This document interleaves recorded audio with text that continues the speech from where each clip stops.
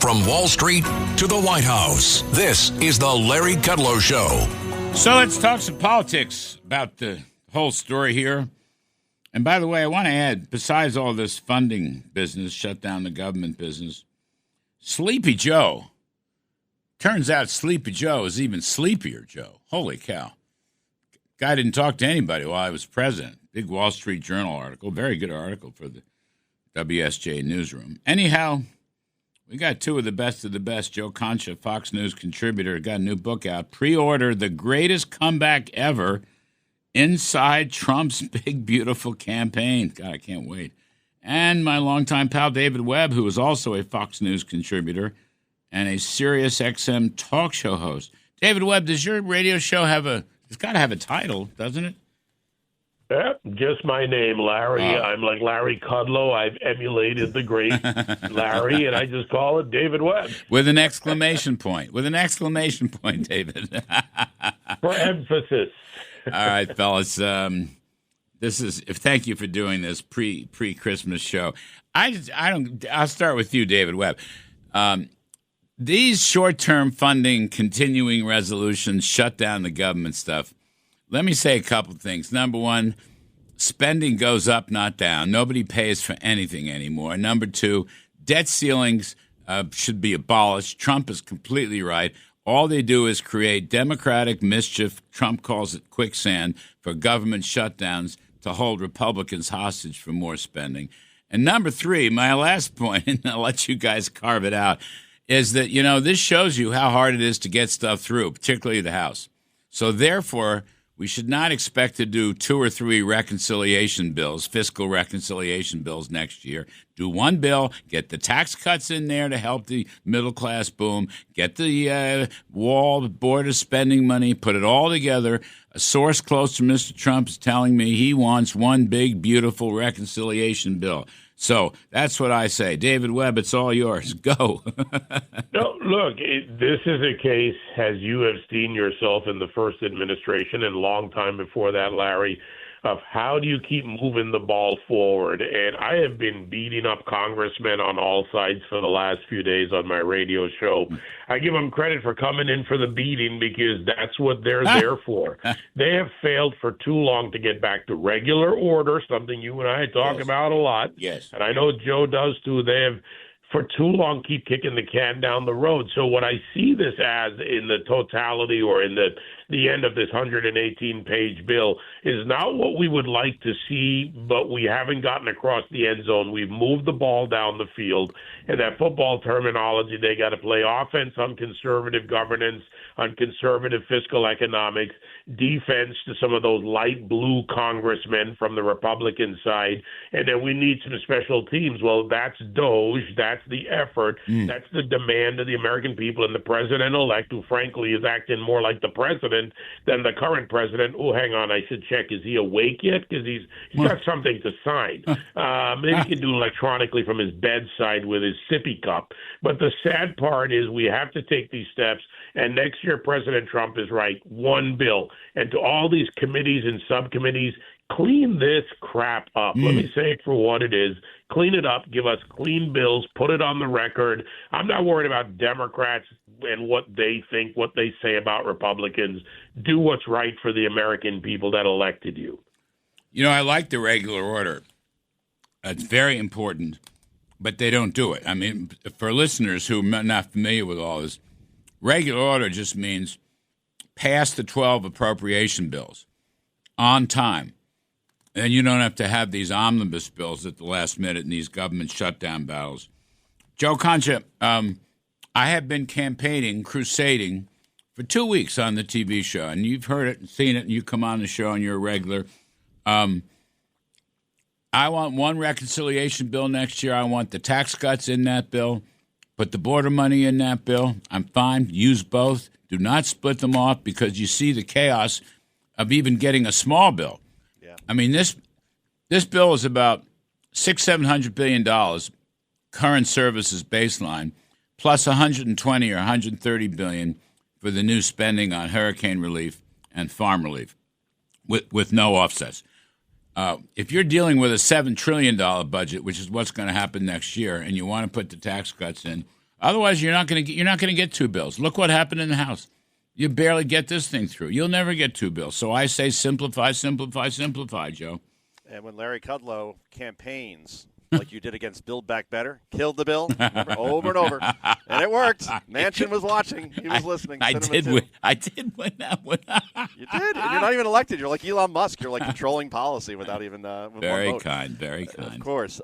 Yeah, look, I hope to see that as well, but when you have such a slim majority, it's Republicans that have to listen to Larry Kudlow on this one. They have to stick together, or else, Democrats, not one is going to come over, and we know that. They're just very good at sticking together as opposed to Republicans. It doesn't matter who the House Speaker is, by the way. You can blame Mike Johnson all you want. You blame Kevin McCarthy. When you tried to replace McCarthy, you went through like 5 people before you got to Johnson. Removing him is not the answer, all right? But I think with Trump in office, I think people will get in line a lot faster. Now, all of this said, if you're Vivek Ramaswamy and you're Elon Musk and you are heading up Doge and you expect to cut what? They want $2.5 trillion in cuts for things they deem to be wasteful, because they probably are. They're going to have a lot of problems, because to your point, this bill was small and you had a lot of resistance in terms of cutting spending. Imagine what's going to happen when Musk and Ramaswamy make these recommendations and then suddenly everybody gets weak-kneed. And by the way, this isn't a party thing. Democrats spend like drunken sailors and Republicans are not far behind either. Neither party has shown in decades that they have the ability to cut spending when it really can be painful and really could affect their reelection efforts, because, well, everybody hates spending until it affects their own district. And that's where we're going to have to see some people step up and really show some courage. But I have a feeling it's not going to happen. That point, the $2.5 trillion, now that's interesting. That is not in the bill. It was a handshake. And I think, I'm trying to track this down, but I'm pretty sure in the Republican conference meeting, I think Speaker Mike Johnson shook Chip Roy's hand. Chip Roy, Freedom Caucus, Texas. He was formerly chief of staff for Senator Ted Cruz. Anyway, it wasn't really, I'm pretty sure, guys, it wasn't in the so-called committee print. It wasn't in the bill that will be signed by Sleepy Joe or whatever. So that's interesting. And you're going to have a big fight about that later on. So I totally agree. And I'm just saying, be serious. A lot of stuff you have to do. Mr. Trump has a big agenda. But you've got to get more money. You got to fatten middle-class wallets. You got to get more money in the hands of middle-class working folks, of lower middle-class working folks, of Hispanics and blacks and young kids. Because that's, David Webb, that's who elected Trump. And my point is, you have to start right away. Don't tell them, wait, we have other agenda items. And believe me, I want to close the border too. But don't tell them we'll get to your thing in June and July, which means it won't get passed until the end of the year and maybe won't get passed at all. Tell them right off the top, you voted for us because of the economy. We're going to help you and pass these tax cuts, both 1.0 and 2.0, the new tax cuts and the old tax cuts, and we're going to fatten your wallets and get you the money right away so we can start a blue-collar boom, David Webb, this year. You follow me? This year.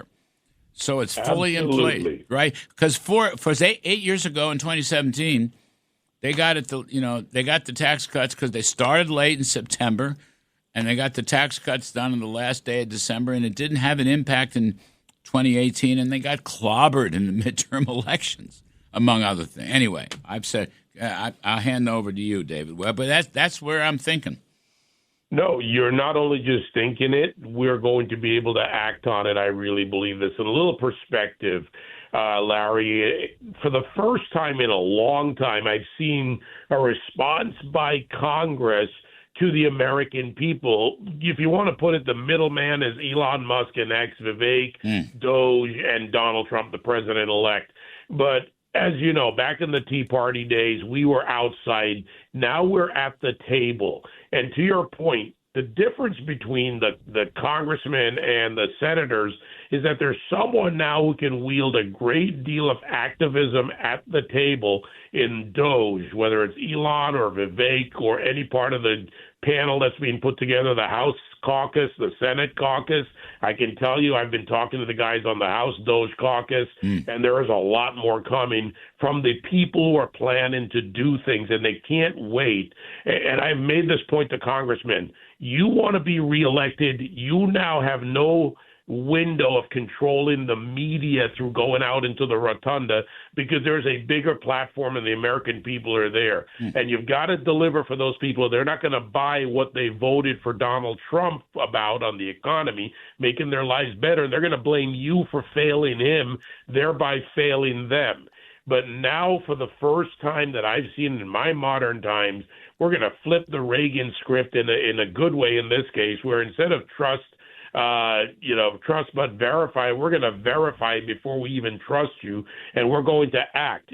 For those listening, if you haven't read the Wall Street Journal piece put out on November 20th, I believe it was, by Elon and Vivek, with the law, the justifications, the laws, the rescissions, all the things that can be done by the executive. Takes down the regulatory state. That's the biggest single thing. You know, it's fun. That's so important. People should go back, and it's great that you can on a Saturday morning remember the date. But the that long piece lays that they want to end this big government socialist regulatory state. That's really what they want to do, and it's a huge thing. Can I just ask David Webb? I want to get to Joe Concha on another matter, but David, who do you like? You mentioned Doge congressman. Who are the good leaders there? Do you think? Well, the co-chairs, and I had Pete Sessions on my show yesterday. Okay. Pete Sessions, right. I know Pete, and Pete's got the right ideas. There's some good people coming in from the outside. This is something else is key. I know one of the players coming in from the outside on House, and this is someone I've known for 20-plus years that I trust to help them do the job because they need that outside push. Yeah, no, Pete Sessions is great. By the way, he's married to a brilliant woman also. Joe Concha, media-wise, I'm watching Democrats now attacking Elon Musk and saying Elon Musk is the real president. They are totally paranoid about Elon Musk, Joe Concha. Yeah, I guess what they've done is they've swapped out Vladimir Putin, right? Like, he was the puppet master for Trump. And now Musk fabulous. Runs Trump. That's fabulous. Memo to all the Democrats listening to the show. No one runs Donald Trump. Do you get that by now? Oh, so this is all to drive a wedge between the two. And did you just make that up? You just thought of that? That's just fabulous. Yeah, organically, that just kind of hit me because that's all I heard for 8 years. Putin controls Trump. That's not working, guys. All right, we'll say Elon controls Trump. No, Trump controls Trump. Nobody controls Trump. Exactly, dude. I mean, he goes bigger than Elon Musk's billions. Let's put it that way. Of course. You got to go to break, Larry, so let's all right, we're going to go to break. You're exactly right. Joe Concha's so great. Joe Concha, Fox News contributor. On order, folks. His book, The Greatest Comeback Ever, Inside Trump's Big Beautiful Campaign. David Webb, Fox News contributor. David Webb Show on Sirius XM Talk Show Radio. I'm just merely Kudlow. We'll be right back. Larry Kudlow.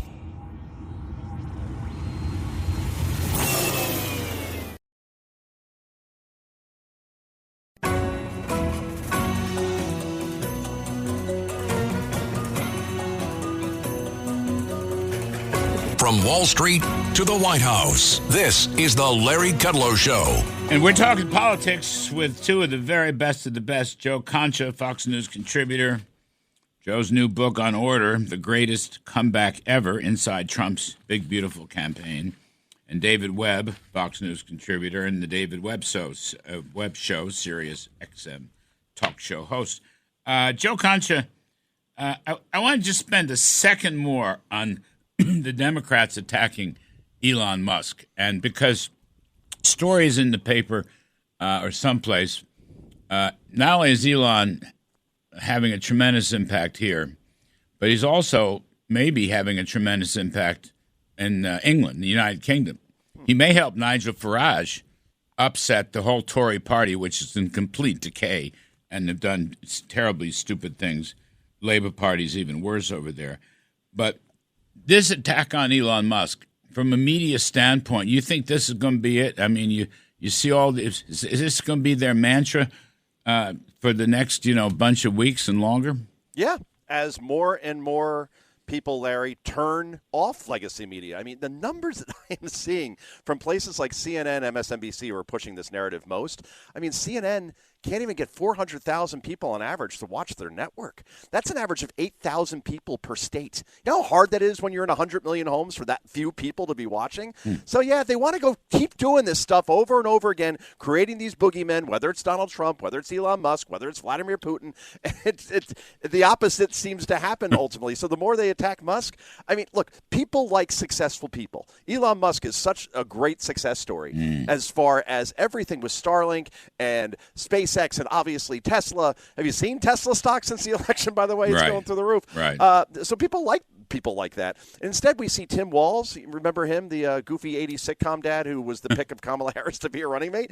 He did an interview last week where he said, I can't understand why our message didn't resonate. He goes, I'm the poorest person as far as governors are in this country. I barely have any assets in terms of real estate or investments.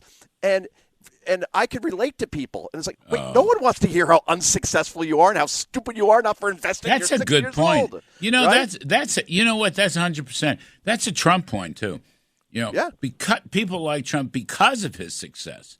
They don't dislike. I mean, there's always this false, small sliver on the far left, but the rest of the country wants successful people.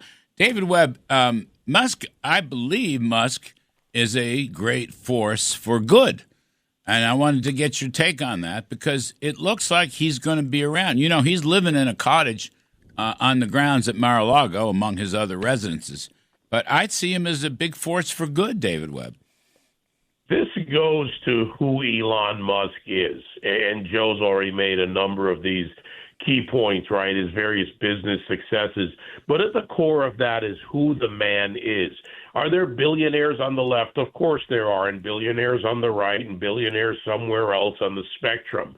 But at the core of who he is, Elon Musk wants things to be better for people out there. He's a brilliant mind, but he's a brilliant person, a brilliant heart.